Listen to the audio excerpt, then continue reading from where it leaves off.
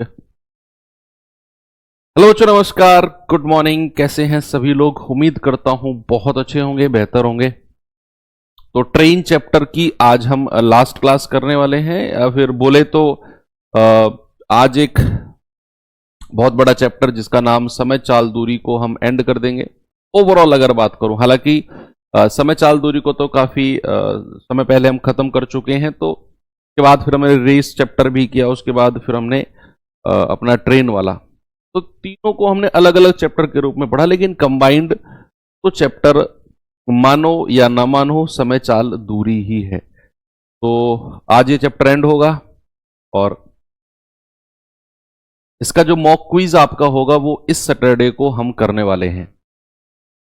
करते हैं ना मॉक क्विज, इसलिए 2 बार से नहीं हो रहा है क्योंकि चैप्टर ही यही चल रहा था आपका। तो इस बार हम 50 क्वेश्चन की मॉक क्विज करेंगे और वो काफी बड़ा मॉक क्विज आपका होगा, क्योंकि 50 क्वेश्चन अपने आप में बहुत मायने रखते हैं, जिसमें आपके best of the best question मैं रखने वाला हूं। और फिर रेस के भी क्वेश्चन होंगे, ट्रेन के भी होंगे, और समय चाल दूरी से जितने भी कॉन्सेप्ट हमने पढ़े, चाहे वो सापेक्ष गति हो, चाहे वो औसत गति हो, चाहे वो आपका कांस्टेंट रिलेशन वाला हो, चाहे वो बेसिक कॉन्सेप्ट के क्वेश्चन हो, हर तरह के क्वेश्चन आपको भर भर के मिलेंगे। तो आपका जो रिवीजन है, अगर आप रेगुलर क्लास के साथ रिवीजन कर रहे हैं तो बच्चे नो डाउट आपका वहां पर बहुत अच्छा स्कोर जाने वाला है। तो चलिए करते हैं शुरू अपने चैप्टर को, जिसका नाम है ट्रेन, और उसकी क्लास नंबर 3। कुछ क्वेश्चन बचे हुए हैं, हालांकि आप जिस एग्जाम की तैयारी आप कर रहे हैं उसके पॉइंट ऑफ व्यू से तो लगभग ट्रेन सारा ही हो चुका है। समझ रहे हो आप मैं क्या कहना चाह रहा हूं? ट्रेन में बहुत सारे तरीके के क्वेश्चन बन सकते हैं, है ना, बहुत सारे। डिपेंड करता है आप किस एग्जाम के लिए इस चैप्टर को पढ़ रहे हो, है ना। तो आप जिस एग्जाम के लिए पढ़ रहे हो, एक कांस्टेबल लेवल एग्जाम के लिए आप पढ़ रहे हो, तो इसके लिए ट्रेन लगभग मैंने 2 क्लास में 95% करा दिया है। फिर भी मुझे लगा कि यार 2 4 5 6 7 8 क्वेश्चन कुछ बच्चों को मैं ऐसे भी करा दूं जिनका एक स्टैंडर्ड हो, जिन क्वेश्चंस का एक स्टैंडर्ड हो और बच्चों को एक अंडरस्टैंडिंग मिले, चाहे उनके एग्जाम में वो क्वेश्चन अप्रोच करें या ना करें, लेकिन उनको एक अंडरस्टैंडिंग होनी चाहिए कि हाँ हमें ये लेवल तक आता है, हमारा लेवल इससे नीचे ही रहेगा, इससे ऊपर नहीं जाएगा। आप एक बाउंड्री लाइन डिसाइड कर लो, इसीलिए मैंने एक और क्लास ट्रेन की ऐड की है। ठीक है बच्चा, तो चलिए सवाल है आपके सामने, ये मैंने शायद होमवर्क भी दिया था आपको। कितना उत्तर आया इसका जरा बताएंगे?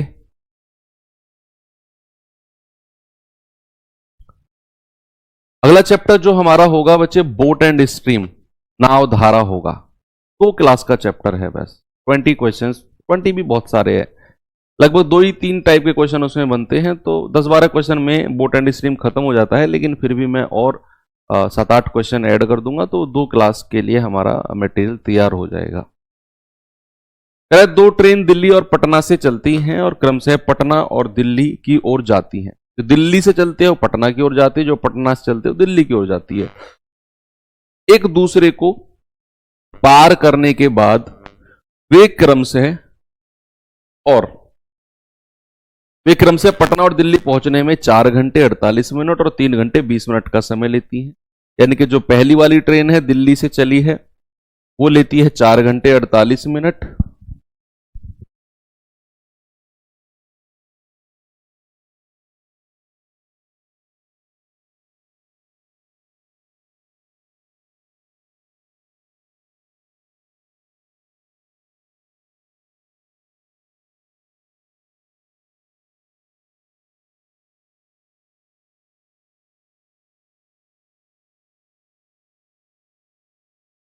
तो सवाल कह रहा है कि पहुंचने में 4 घंटे 48 मिनट तो पहले वाली ट्रेन लेती है और 3 घंटे 20 मिनट दूसरे वाली ट्रेन लेती है। यदि दिल्ली से चलने वाली ट्रेन की चाल ये है तो पटना से चलने वाली ट्रेन की चाल क्या है? बेसिकली आपको क्वेश्चन क्या कहना चाह रहा है, मैं आपको एक फॉर्मूले के रूप में आपको समझाता हूं, और इसका एक फॉर्मूला भी है इस तरह के क्वेश्चन का। कॉन्सेप्ट क्या है बच्चा, देखना भाई, मान लो 2 पॉइंट है, मान लो ये 2 पॉइंट हैं, पॉइंट सपोज एक्स और पॉइंट सपोज वाई। अब एक ट्रेन इधर से चलती है जिसकी स्पीड है S1 और एक ट्रेन इधर से चलती है जिसकी स्पीड है S2। दो ट्रेन चली एक दूसरे की तरफ, बड़े आराम से सुनना, बड़े आराम से। एक ट्रेन इधर चली S1, एक ट्रेन इधर चली S2। अब कहीं रास्ते बीच में ये मिली है, जरूरी नहीं है बीचों बीच मिली, नहीं, कहीं सपोज दैट ये रास्ते बीच में यहां पर मिल गई, यानी कि ये ट्रेन चलती चलती चलती चलती यहां पहुंची, तब तक ये ट्रेन चलती चलती चलती चलती यहां पहुंची। तो कहीं रास्ते बीच में ये ट्रेन मिली और जिस पॉइंट पर मिली उस पॉइंट से मिलकर फिर ये आगे निकलेंगी। भाई जरूरी थोड़ी है वहीं पे रुक के बैठ जाएंगी, क्योंकि इस वाली ट्रेन को तो यहां पहुंचना है और इस वाली ट्रेन को यहां पहुंचना है। कहीं रास्ते बीच में इनका मिलन हुआ और जिस पॉइंट पर ये मिली उस पॉइंट के बाद जो पहली वाली ट्रेन आ रही है ये वाली, इस पॉइंट के बाद इस ट्रेन ने या इस पॉइंट से और अपने एंडिंग पॉइंट तक का समय लिया है T1, और जो ये ट्रेन आ रही है इस पॉइंट से अपने एंडिंग पॉइंट तक का इसने समय लिया है T2। इस पॉइंट से जिस पॉइंट पर ये मिली उस पॉइंट से पहली वाली ट्रेन ने इस पॉइंट से अपने एंडिंग पॉइंट तक का समय लिया T1, और जो ये वाली ट्रेन थी इसने इस पॉइंट से अपने एंडिंग पॉइंट तक का समय लिया T2। तो बच्चा एक फॉर्मूला होता है S1 अपॉन S2 बराबर under root of T2 upon T1। ये एक फॉर्मूले के रूप में बच्चा आप ध्यान रखेंगे कि S1 अपॉन S2 बराबर under root of T2 upon T1। Okay, तो ये वही क्वेश्चन है जो हमने अभी अभी देखा कि दो ट्रेन पटना, दिल्ली से पटना और पटना से दिल्ली की ओर चली।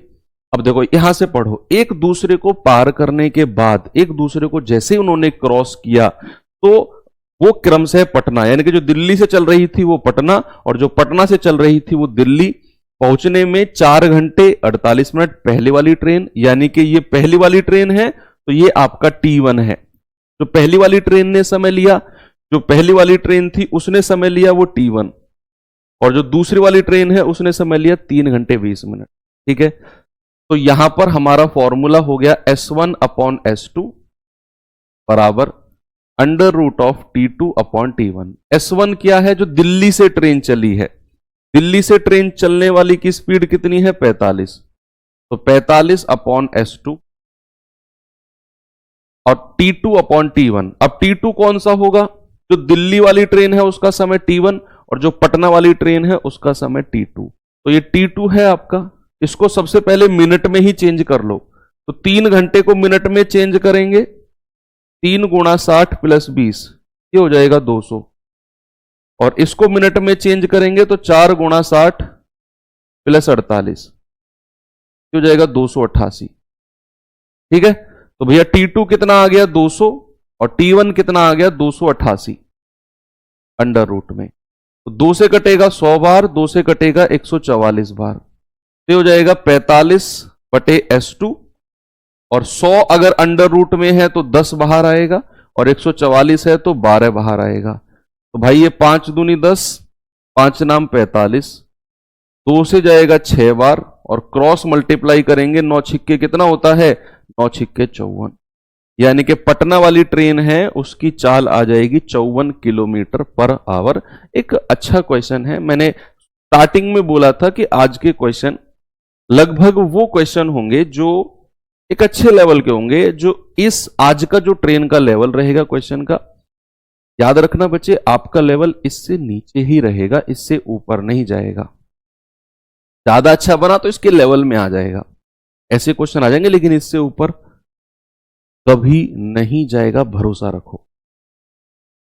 कह रहा है विपरीत दिशा में चल रही दो ट्रेन प्लेटफॉर्म पर खड़े व्यक्ति को क्रम से 25 सेकंड और 32 सेकंड में पार करती, एक दूसरे को 30 सेकंड में पार करती हैं, तो उनकी गति का रेशियो क्या है? उनकी स्पीड का रेशियो क्या है? बताइए।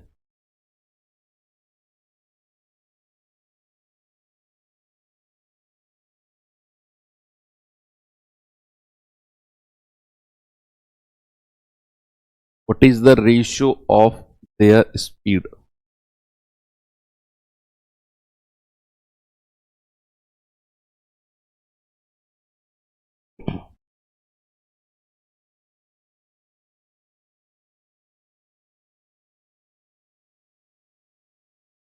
भाई ऐसा मान के चलो, ये व्यक्ति खड़ा है, ठीक है, ये व्यक्ति खड़ा है। अब एक ट्रेन इधर से आई, सपोज इसकी L1 मान लेते हैं, इसकी स्पीड को S1 मान लेते हैं, ठीक है। और अगर मैं आपसे कहूं 25 सेकंड में पहले वाली ट्रेन ने पार किया है, तो समय बराबर क्या होता है? समय बराबर होता है दूरी बटा चाल। क्या मैं ये कह सकता हूं L1 अपॉन S1 बराबर 25 सेकंड है? ओके।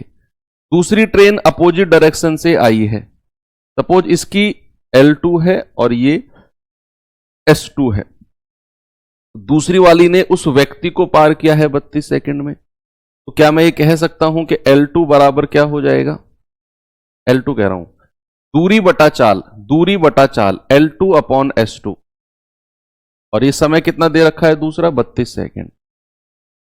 और दूसरा थर्ड टाइम उसने बोला ये ट्रेन जो L1 है इधर S1 से जा रही है, तो ये L2 है इधर S2 से जा रही है। ये एक दूसरे को पार करने में 30 सेकंड का समय लेती हैं। एक दूसरे को पार करेंगे जब, तो भैया इनकी जो लेंथ है, इनकी जो लंबाई है वो तो जुड़ जाएगी। बोलो, इनकी लंबाई जुड़ जाएगी ना, L1 प्लस L2। और सापेक्ष गति भी अपोजिट डायरेक्शन में जुड़ती है, S1 प्लस S2। और गुणा कितना समय है? समय है आपका 30 सेकंड। समय कितना है उनका? 30 सेकंड है। तो यहां से मैं क्या कर सकता हूं? मैं L1 और L2 की वैल्यू निकाल सकता हूं। यहां से L1 की वैल्यू निकाल लो, यहां से L2 की, और यहां पर रख दो, आपको S1 S2 का रेशियो मिल जाएगा। भाई ये तो दोनों का पार करने वाला आ गया। अगर मैं यहां से L1 बोलूंगा तो आप कहेंगे 25 S1। यहां से अगर मैं L2 कहूंगा तो आप कहेंगे उधर चला जाएगा, तो 32 S2 होगा कि नहीं? और L1 और L2 की वैल्यू यहां रख दो, ये हो जाएगा 25 S1 प्लस 32 S2 बराबर 30 के अंदर मल्टीप्लाई कर दो, 30 S1 प्लस 30 S2। और हमें क्या चाहिए? हमें उनकी गति का रेशियो S1 और S2 ही हमें चाहिए। भाई अगर ये 25 उधर जाएगा 30 में से घटेगा, और ये S2 इधर आएगा तो 2 S2 बचेगा, और ये 25 उधर जाकर कितना बचेगा? 5 S1। तो हमें चाहिए S1 और S2 का रेशियो। S1 के सामने क्या है? 2, और S2 के सामने क्या है? 5। तो रेशियो कितना मिल गया? 2 और 5। कितना आ गया? 2 and 5। अब इसे आप एलिगेशन से भी कर सकते हो। इसे आप एलिगेशन से कि दो ट्रेन विपरीत दिशा में चल रही हैं, अपनी लंबाई को पहली ट्रेन 25 सेकंड में पार करती है, दूसरी ट्रेन अपनी लंबाई को 32 सेकंड में पार करती है, और एक दूसरे की दोनों की लेंथ को मिलाकर, कंबाइंड मिलाकर वो 30 सेकंड में पार करते हैं। देखो, अपनी लंबाई को इसने 25 सेकंड में पार किया, दूसरी ने 32 सेकंड में, और दोनों की लंबाई को मिलाकर 30 सेकंड में पार किया। अपनी अपनी अलग अलग समय दे दिया, दोनों का मिलाकर समय दे दिया।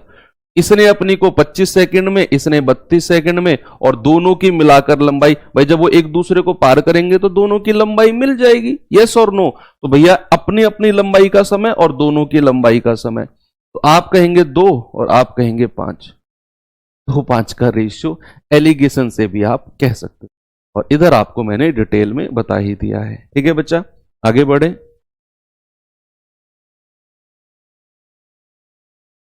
ये सवाल करिए।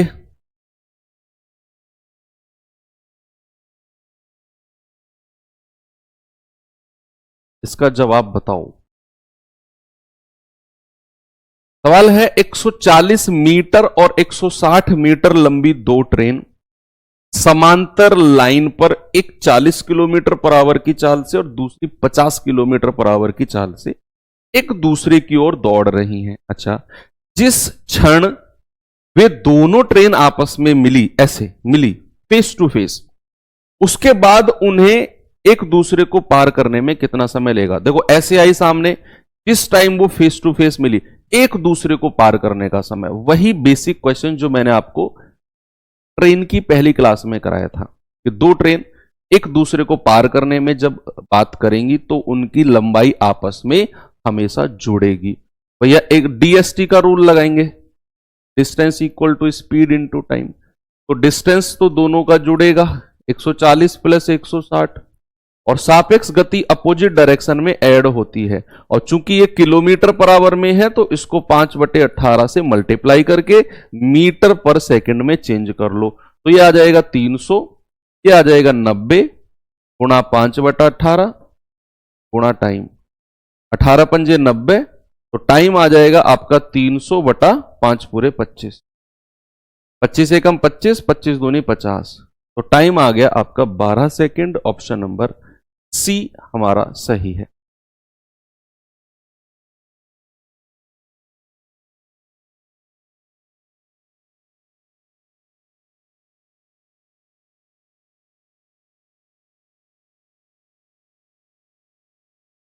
चलो ये सवाल देखिए।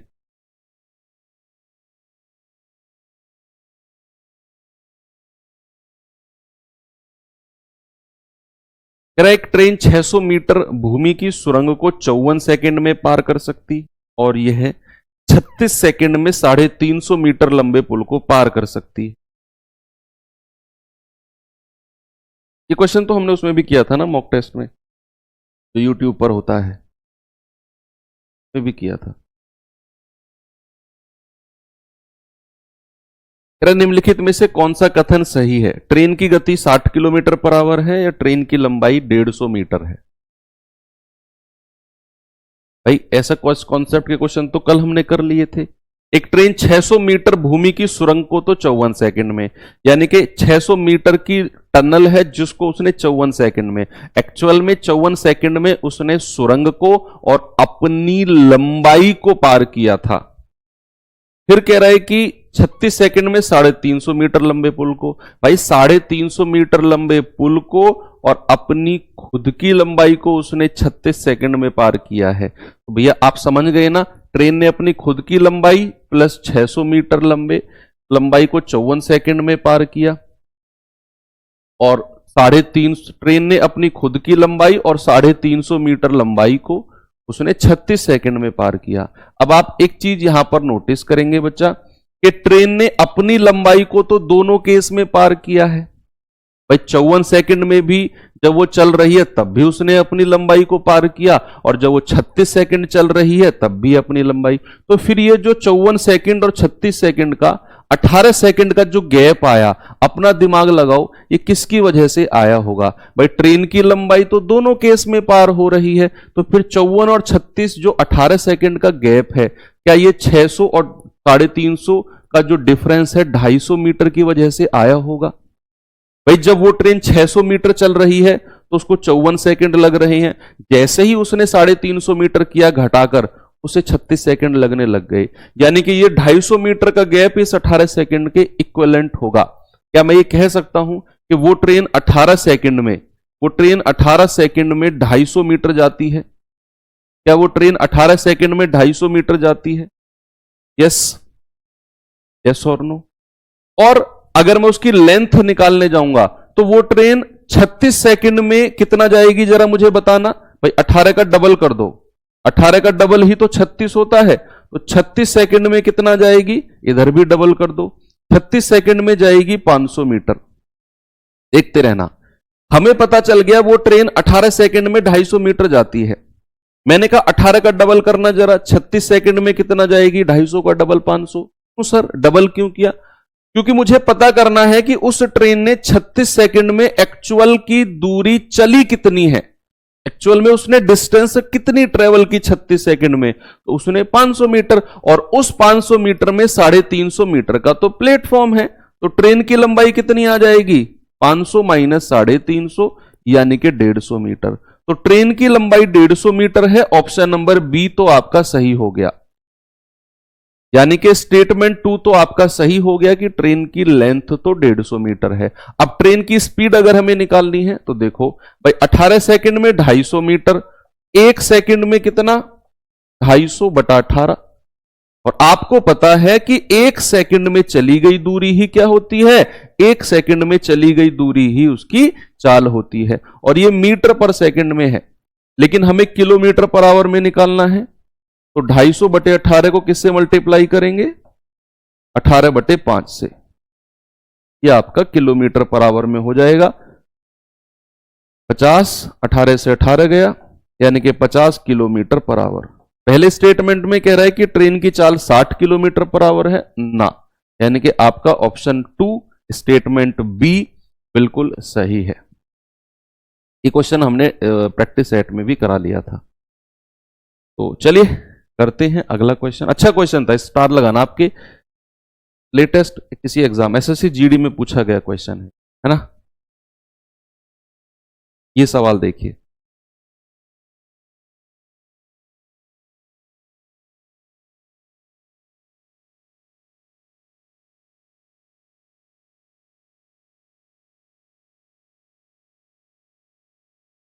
एक रेलगाड़ी स्टेशन ए से प्रातः 7 बजे चलना शुरू करती है, सुबह 7 बजे, और दूसरे स्थान पर 11 बजे पहुंच जाती है।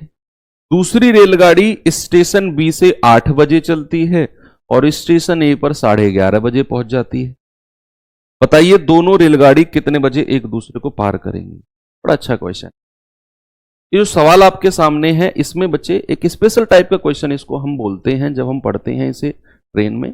दरअसल इसमें आपको सारा डेटा नहीं देगा, आपको रेलगाड़ी की स्पीड नहीं देगा, आपको दोनों स्टेशन के बीच का डिस्टेंस नहीं देगा, बस बोल देगा ये 7 बजे चली 11:30 पहुंच गई, ये 11 पहुंच गई। दूसरी 8 बजे चली तो 11:30 पहुंच गई,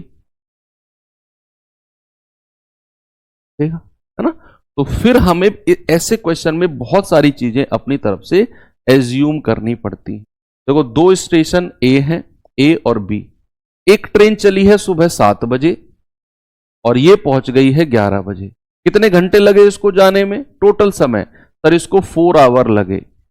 दूसरी ट्रेन जो है बच्चा वो 8 बजे चली है और वो कितने बजे पहुंच गई? 11:30 बजे। कितने बजे? 11:30 बजे, 11:30।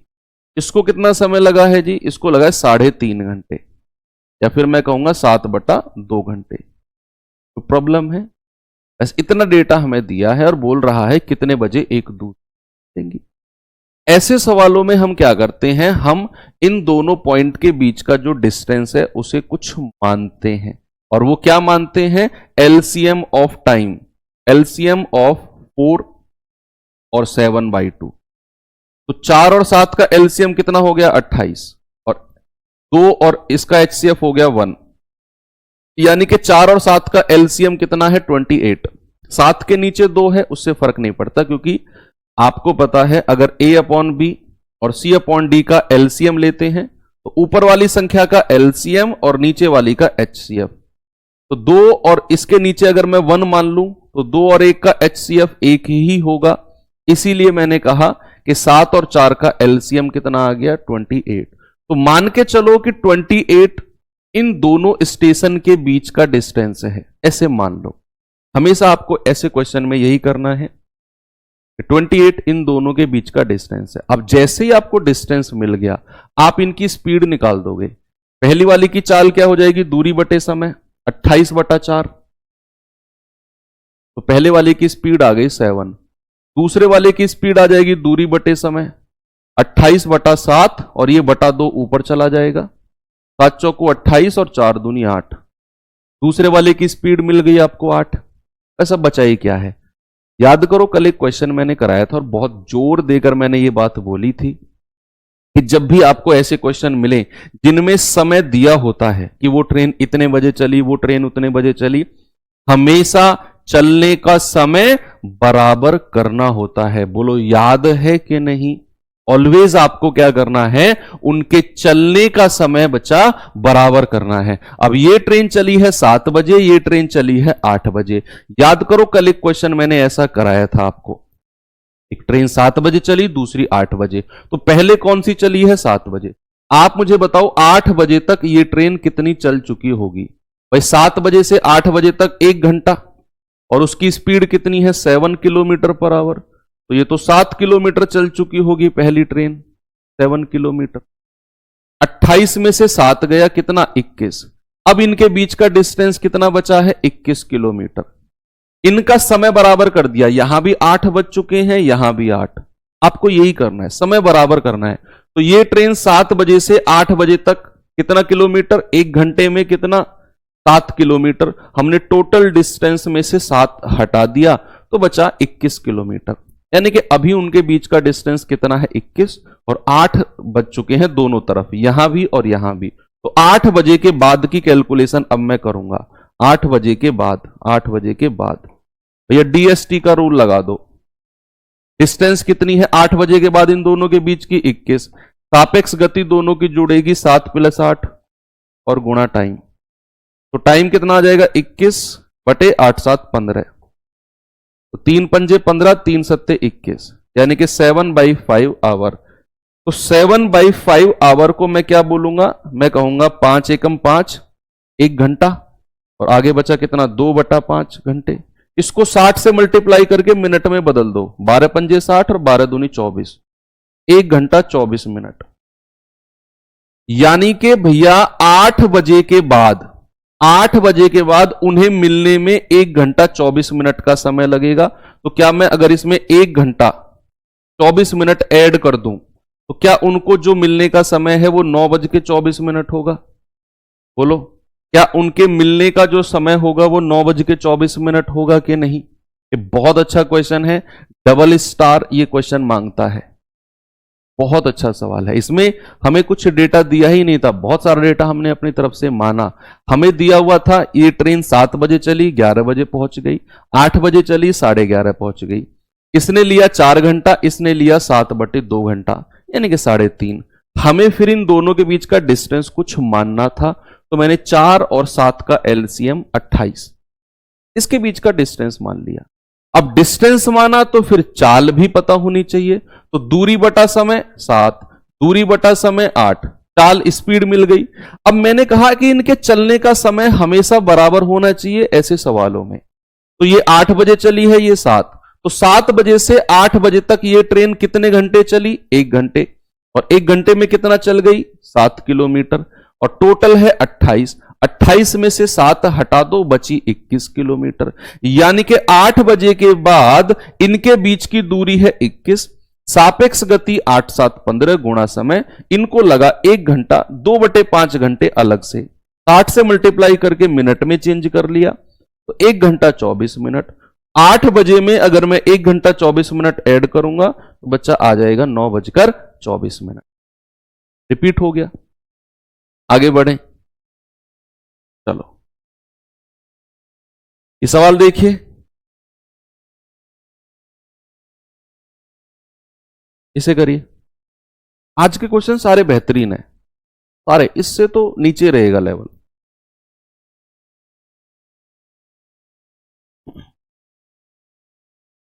सवाल कह रहा है, 2 रेलगाड़ियां 2 विभिन्न स्थानों से एक ही समय पर, गौर करना जरा, एक ही समय पर विपरीत दिशाओं में चलती हैं, और मध्य बिंदु, मध्य बिंदु यानी कि मिड पॉइंट, मध्य बिंदु यानी कि मिड पॉइंट पर स्थित गंतव्य स्थल पर इतने और इतने घंटे में पहुंचती। यदि पहली गाड़ी की चाल ये है तो दूसरी गाड़ी की चाल ये, तो मोस्ट इजी क्वेश्चन हो गया, सबसे ज्यादा इजी क्वेश्चन। भाई दोनों एक ही समय पर मिली और एक ही समय पर चली, इनके चलने का समय एक ही है।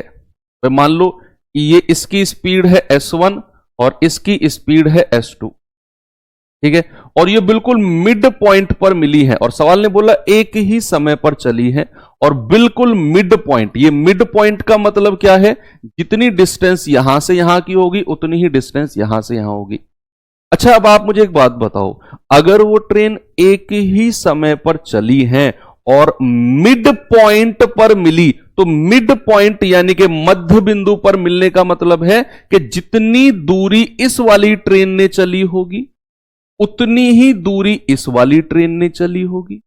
हाँ भाई, मध्य बिंदु पर मिलने का तो मतलब यही है, मध्य बिंदु पर मिलने का तो मतलब यही है, बोलो, कि जितनी दूरी इस वाली ट्रेन ने चली हो उतनी ही दूरी इस वाली ट्रेन ने चली हो।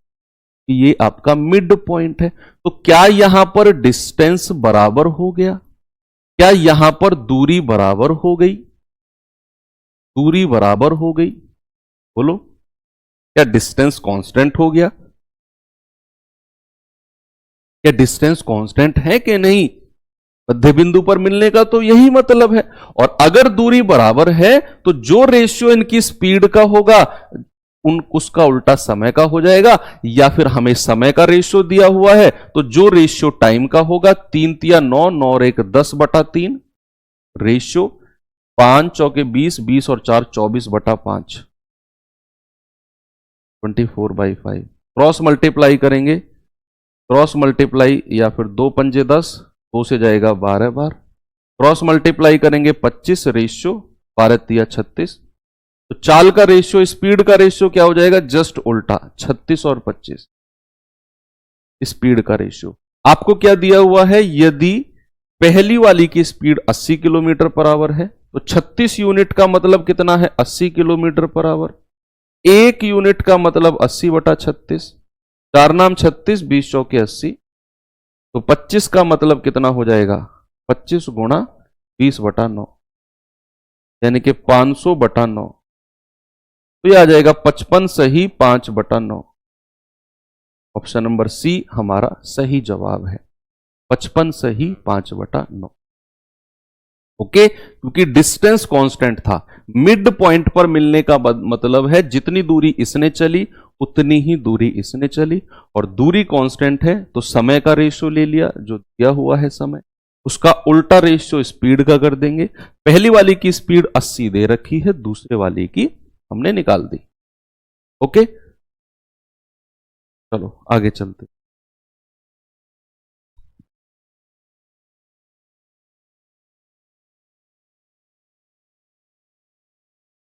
ये सवाल देखिए जरा। एक रेलगाड़ी 60 किलोमीटर प्रति घंटे की एक समान चाल से स्टेशन पी से स्टेशन क्यू की ओर चलना शुरू करती है, पी से क्यू। उसी समय दूसरी रेलगाड़ी स्टेशन क्यू से पी की ओर चलना शुरू करती है। यदि स्टेशन पी और क्यू के बीच की दूरी 275 किलोमीटर है और रेलगाड़ियां 2.5 घंटे में एक दूसरे से मिल जाएंगे, 2.5 घंटे में एक दूसरे से मिल जाएंगी, तो पी की ओर जाने वाली की स्पीड कितनी है? तो सिंपल क्वेश्चन हो गया यार, डीएसटी का रूल लगा देंगे। भाई दो रेलगाड़ियां अपोजिट डायरेक्शन में चल रही हैं, ऐसे मान के चलो दो स्टेशन है, उनके बीच का डिस्टेंस 275 किलोमीटर है। अब दो रेलगाड़ियां एक दूसरे की तरफ चल रही हैं, एक 60 किलोमीटर पर आवर की चाल से, दूसरी की स्पीड हमें नहीं पता, उसको मान लो एस, और कह रहा है ये 2.5 घंटे में मिल गई। 2.5 घंटे यानी कि 2.5 आवर में ये मिल चुकी हैं। तो डीएसटी का रूल अगर हम लगाते हैं, distance equals to speed into time, 275 और सापेक्ष गति अपोजिट डायरेक्शन में जुड़ेगी, 5/18 से मल्टीप्लाई मत करना क्योंकि हमें डिस्टेंस किलोमीटर में दी हुई है, और समय कितना लगा? 2.5 घंटा। तो पॉइंट हटाकर बटे 10 से रिप्लेस कर देंगे, 25 एकम 25, 25 एकम 25, 10 की गुणा इधर कर दो, 110 बराबर 60 प्लस एस। एस कितना आ गया? 110 माइनस 60, दैट इज 50। तो दूसरी रेलगाड़ी की स्पीड कितनी आ गई बच्चा? 50 किलोमीटर पर आवर।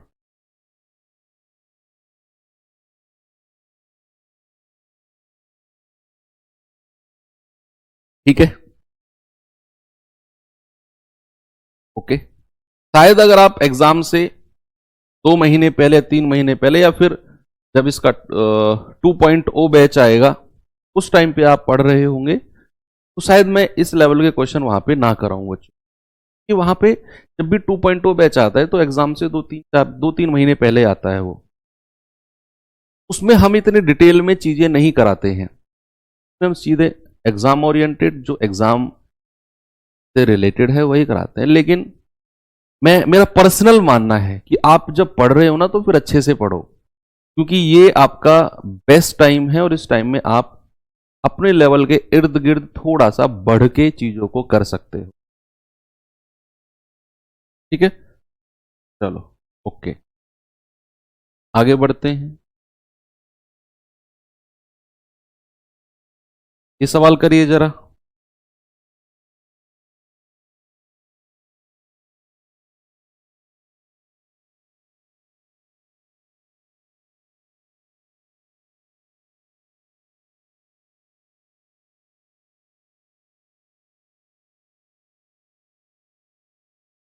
कह रहे बिंदु एच से एक रेलगाड़ी 6:30 बजे के की ओर 90 किलोमीटर पर आवर की चाल से चलना शुरू करती।